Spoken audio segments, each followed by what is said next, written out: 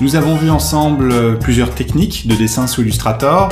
Maintenant, ce que nous propose Stéphane, c'est de découvrir des formes et en fonction de la nature de la forme, de choisir la meilleure technique. Et puis là, on va te voir à l'œuvre, hein. Donc n'oublie pas de nous expliquer tes raccourcis, qu'est-ce que tu utilises, etc. Alors là, on a une première forme basique qu'on peut retrouver dans un logo, par exemple. Hein. Imaginons voilà, une patte d'éléphant. On a scanné ou pris en photo une carte de visite pour redessiner quelque chose, ou on s'est inspiré d'une forme dans la nature, ou un crowbar. Encore une fois, je souhaite dédicace au premier épisode. Ou un crowbar qu'on a sketché rapidement et on veut refaire une forme à partir de ça. Donc ici, j'ai importé déjà en tant que modèle, hein, juste pour le rappel, un petit double-clic ici, on peut demander modèle.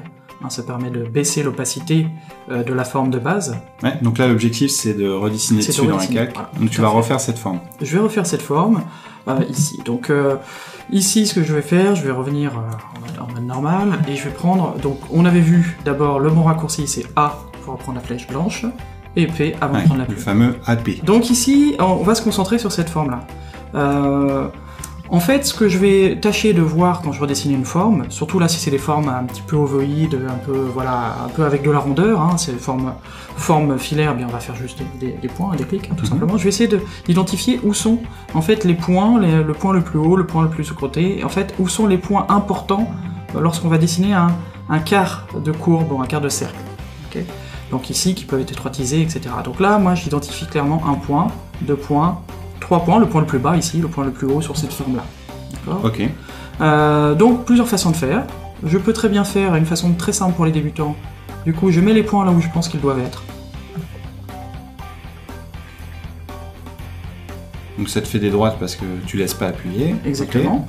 Okay. Et maintenant, alors je vais activer mes raccourcis pour vous montrer. Maintenant, si j'appuie sur Alt sans changer d'outil, je vais pouvoir basculer sur mon outil de conversion de point d'ancrage, alors en cliquant au bon endroit, ici.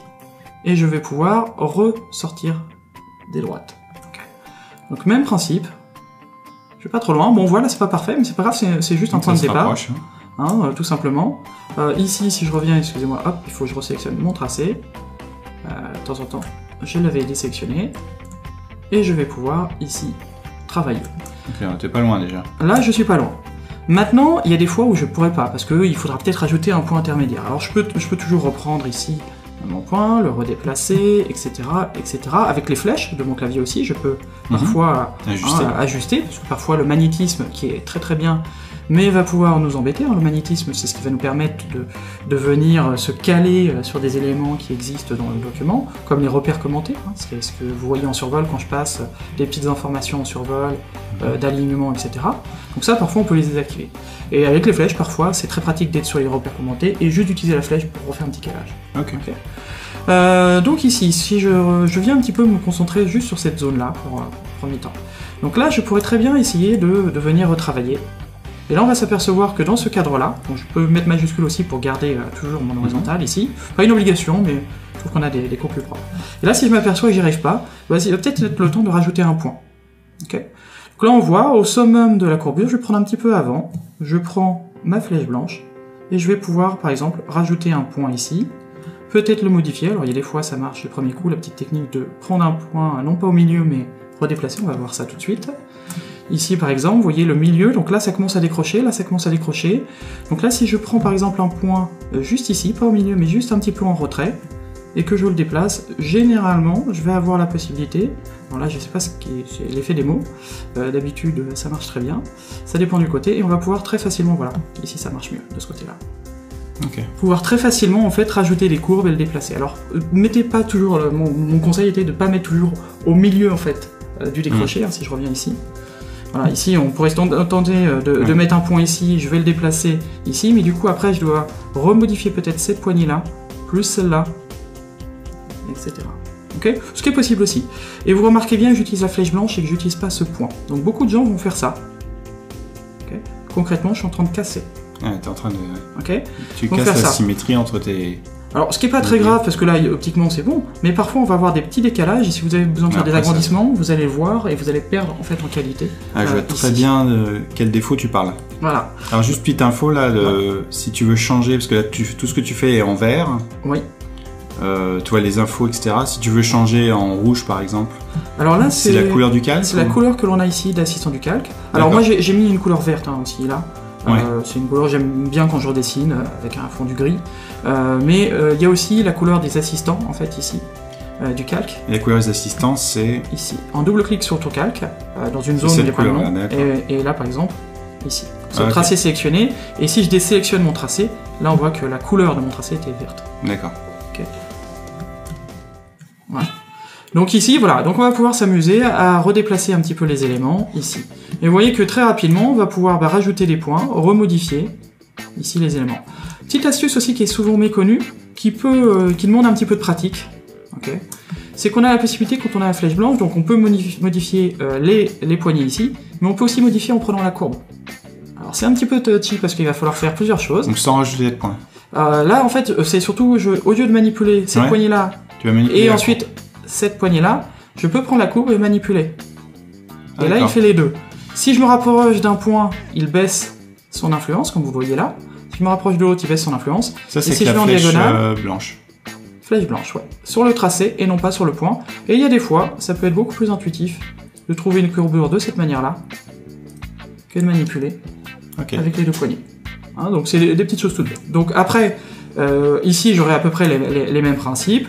Maintenant, ce que je peux faire aussi, là je vous ai montré en faisant 4 points avec des angles, maintenant ce que je peux faire aussi, c'est tout simplement venir ici travailler, essayer d'anticiper directement mes courbes. Voilà, imaginons que je me sois trompé, barre d'espace, je reviens replacer le point qui m'intéresse, je continue, ici, et ainsi de suite. Je reviens travailler, ici peut-être qu'il faudrait que j'ajuste la barre, je reviens ici, si je m'aperçois que j'ai besoin d'un point, j'en rajoute un. Voilà ici comment j'ai l'habitude personnellement de travailler quand j'ai besoin de redessiner. Vraiment une combinaison de ton travail à la tablette et au clavier. Exactement. Illustrator sans le clavier. C'est clair. Là, sinon je serais tout le temps obligé en fait de changer d'outil. C'est ça, ouais. Alors au passage, alors c'est clair que dans Illustrator on a la possibilité de détacher les panneaux d'outils. Oui. Donc c'est clair qu'on pourrait. Énormément de clics. Et quand je vais changer, par exemple quand je suis en train de travailler ici. Si je change d'outil, il va considérer, donc je vais pouvoir bouger mon point, mais quand je vais reprendre la plume, il va considérer que je reprends un nouveau tracé. Ouais. Donc je me retrouve à avoir ça, et à me dire ah bah non, annuler. Il faut continuer. Je reprends le tracé et je continue. D'accord. Okay. Donc voilà un petit peu la problématique que l'on aurait ici.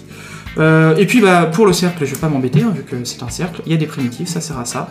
Je me mets ici, je viens faire mon cercle. S'il n'est pas bien placé, je m'appuie sur barre d'espace pour figer. Voilà. Ici, je me remets à peu près à l'endroit qui m'intéresse. Je relâche la barre d'espace, je continue. Alt, c'est pour faire à partir du centre. Ouais. Ok. Par défaut, si je mets rien, on fait voilà. Shift, c'est garder la proportionnelle, donc le cercle parfait avec l'outil ellipse. Et donc Alt, c'est pour faire à partir du centre. Ici. Et voilà. Maintenant, si je prends l'ensemble de mes éléments, comment je fais la couleur? Eh bien, on l'a vu dans un autre épisode, je prends l'outil concepteur de forme. Et puis je vais tout simplement lui dire, voilà, c'est fait. Ça, c'est en couleur. Et on a bel et bien notre forme ici, qui a fonctionné. Ce qui est important aussi, alors pourquoi je donne des indications pour poser les points, on va voir qu'il y a d'autres choses, on est sur une forme assez ovoïde, on n'a pas de cassure, de courbure qui part en sens inverse, on va voir ça dans un autre exercice. Tout simplement parce que c'est important d'optimiser le nombre de points.